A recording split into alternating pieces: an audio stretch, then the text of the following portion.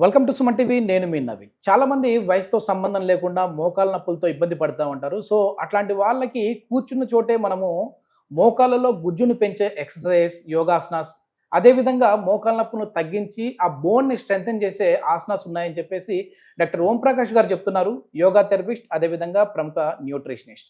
మరి సార్ని అడిగి తెలుసుకుందాం ఎట్లాంటి ఆసనాస్ ఉన్నాయని. హాయ్ సార్, నమస్తే అండి. హాయ్, నమస్తే సార్, కూర్చున్న చోటనే మనం మోకాళ్ళలో గుజ్జు పెరిగే విధంగా ఉంటుంది అనేది నిజంగా నమ్మశక్యంగా ఉందా అండి? అది 100% అండి. ఏ విధంగా, అంటే ఎట్లాంటి ఆసనాస్ ఉన్నాయి?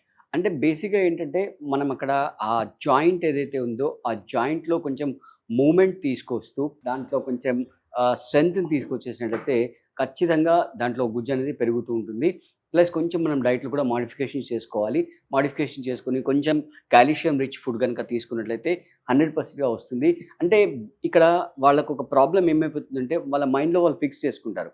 ఓకే, నాకు ఒకసారి మోకాలు నొప్పి వచ్చింది, నా లైఫ్ లాంగ్ ఉండిపోతుంది, నడవకూడదు, అంటే నేను ఈ లైఫ్ లాంగ్ దీంతో బాధపడాలి, అసలు దీంతో బయటపడే సమస్య లేదు అని వాళ్ళు ఫిక్స్ అయిపోతారు.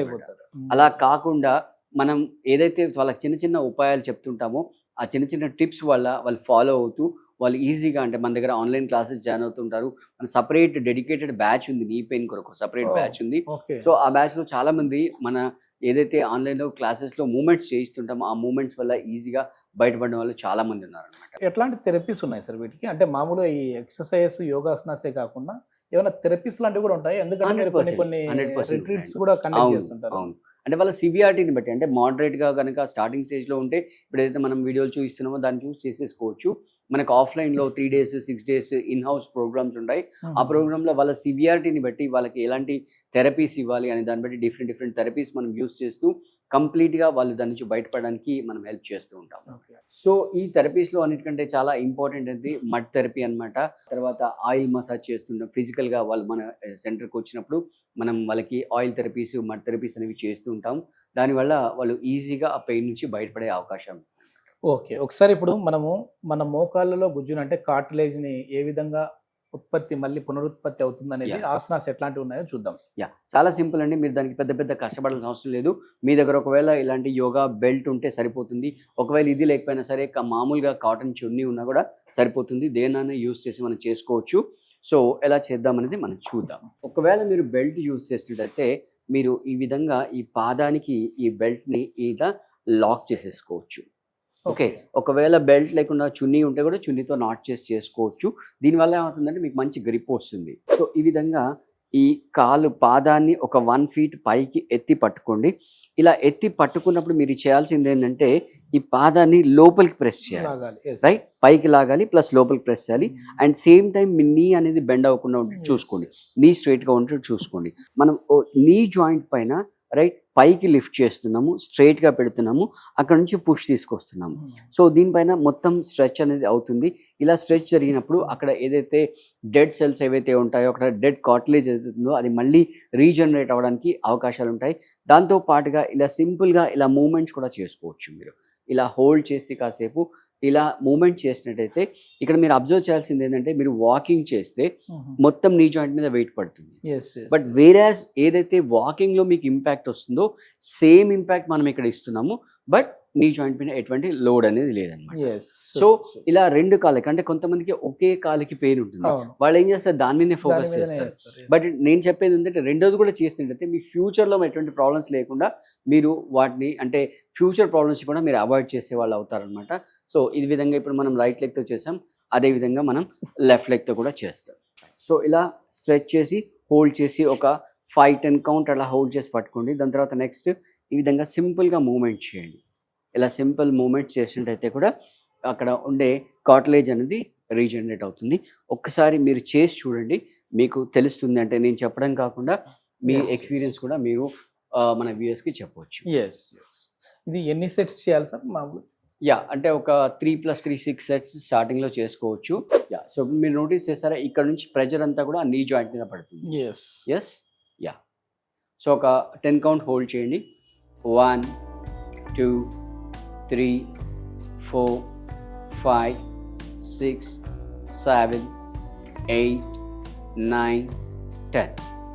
ఇప్పుడు మూమెంట్ చేయండి, రైట్, పర్ఫెక్ట్. ఇది కింద కూర్చోలేని వాళ్ళు చైర్లో కూర్చొని కూడా చేయొచ్చు హ్యాపీగా. Yes. Right. So leg change చేయండి మళ్ళీ. ఇది కాఫ్ మజిల్ పెయిన్ ఉన్న వాళ్ళకి కూడా యూజ్ అయ్యేలా ఉంది. కాఫ్ ఎందుకంటే చాలా వరకు మనకి ఇక్కడంతా కూడా మూమెంట్ మూమెంట్ వస్తుంది, ఆ Right. టైట్నెస్ వస్తుంది. రైట్. యా. 10 కౌంట్ హోల్డ్ చేయండి. 1 2 3 4 5 6 7 8 9 10 రిలాక్స్. ఇప్పుడు మూమెంట్ చేయండి. ఎస్.